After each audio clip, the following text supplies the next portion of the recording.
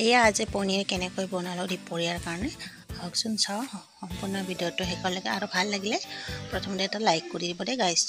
এইফালে লৈছোঁ কাবেলি বুট, এইফালে বিলাহী, আলু, পিঁয়াজ লৈছোঁ, তাৰপিছতে আদা নহৰু মই খুন্দি লৈছোঁ দেই গাইছ। এইফালে পনীৰ, এয়া পনীৰ আছিল দেখিছেনে। আৰু বহুত ভাল পাওঁ মই পনীৰ খাই, আপোনালোকে কেনেকুৱা পায় ক'বচোন। আৰু এইফালে মই পনীৰটো আনিব হ'লে 4-5 দিন হ'ল আনিবৰ কাৰণে, কিন্তু বাকী চব্জিবিলাক আছিল কাৰণে বনোৱা নাছিলোঁ। আজি দুপৰীয়া ভাবিলোঁ পনীৰটোকে বনাই খাওঁ। তো এইফালে পনীৰ বেছি নাথাকে, এয়া দেখিছে এইখিনি। আৰু মই বাকী বাচন এটাত ঢালি ল'লোঁ, দিয়াৰ পিছত এনেকৈ পনীৰখিনি অকণমান ফ্ৰাই কৰি ল'লোঁ দেই গাইছ। আৰু পনীৰটো ফ্ৰাই নকৰাকৈ বনালে ভাল নালাগে, মই পনীৰটো অকণমান ফ্ৰাই কৰি লওঁ। তাৰপিছতে ধুনীয়াকৈ মিঠাতেলতে দিছোঁ দেই গাইছ, আৰু মই ৰিফাইন তেল ব্যৱহাৰ নকৰোঁ।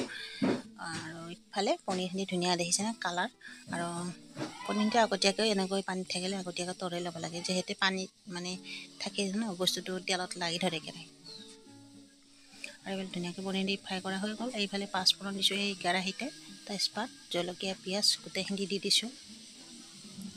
দি কিনে গাইছ ধুনীয়াকৈ সেইখিনি মানে কম মছলাতে মানে চব্জিখন বনাম। আদা নহৰু জলকীয়া অকণমান পিচি দিছোঁ দেই গাইছ।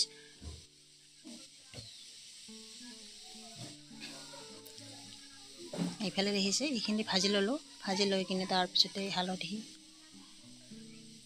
নিমখ সেইখিনি একেলগে মছলাখিনি অকণমান মছলা দি এইখিনি ভাজি লওঁ। জিৰা অকণমান দিছোঁ দেই গাইছ।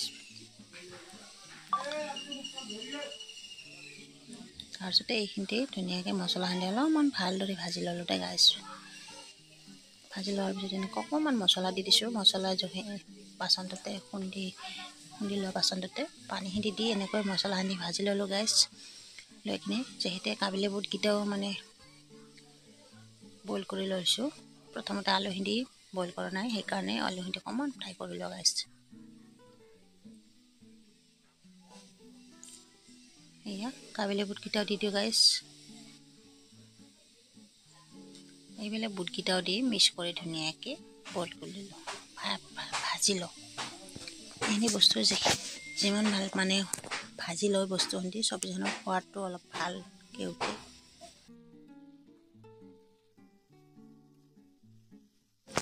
সেইফালে এয়া গোটেইখিনিতে আলু কাবেলি বুটে ধুনীয়াকৈ ভাজি ল'লোঁ। তাৰপিছতে বিলাহীখিনিও দি দিলোঁ, মানে আলুটো নিসিজাকৈ বিলাহীখিনি দিলে আলুটো অকণমান টান হৈ থাকে, মানে সেইকাৰণে বিলাহীখিনি লাষ্টত দিব লাগে। তাৰপিছতে অকণমান এতিয়া বিলাহীখিনিও ভাজি লওঁ, লগতে ভাজি লৈ এয়া দেখিছে গেছটো বঢ়াই দি ধুনীয়াকৈ ভাজি লৈ আছোঁ দেই গাইছ। আৰু পনীৰ বোলা বস্তুটো মানে এনেকৈ বনালেও ভাল লাগে দেই, অকল কাবেলি বুট নহয় মটৰেদি বনালেও ভাল লাগে। এইফালে মই পানী দি দিলোঁ দেই গাইছ, আৰু জোখমতে দি দিছোঁ।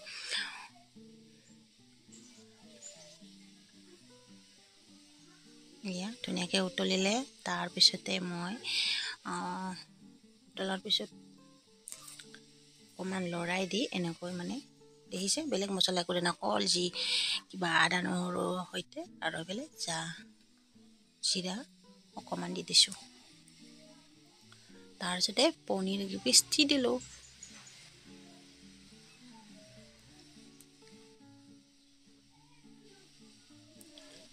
পনীৰতকৈ মানে বাকী বস্তুখিনি বেছি হৈছে গাইছ দেই। এইফালে অকণমান গৰম মছলা দি দিছোঁ গাইছ।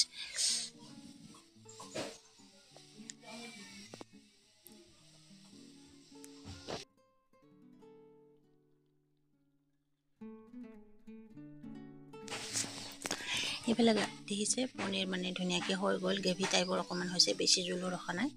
আৰু ঠাণ্ডা হোৱাৰ পিছত জোলকণ আৰু শুহি যাব শুকাই যায় অকণমান। তাৰপিছত এইফালে ৰেডি দেখিছেনে।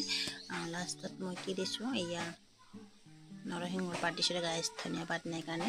আৰু নৰসিংহৰ পাতটো দিলোঁ, চেনটো বহুত গোন্ধ হ'লে ভাল লাগে চব্জিখন। তাৰপিছতে এইফালে দি দিলোঁ, দি কিনে গেছটো নমাই দিলোঁ গাইছ। এয়া ৰেডি। এয়া কেনেকুৱা লাগিলে মোৰ ৰেচিপি পনীৰৰ? ভাল লাগিলে লাইক কমেণ্ট শ্বেয়াৰ কৰিব নাপাহৰিব, আৰু লগতে ভিডিঅ'টো শেষলৈকে চাব। তো সকলোকে মোৰ ফালৰ পৰা বাই বাই। নেক্সট ভিডিঅ'ত সকলোকে লগ পাম, বাই বাই।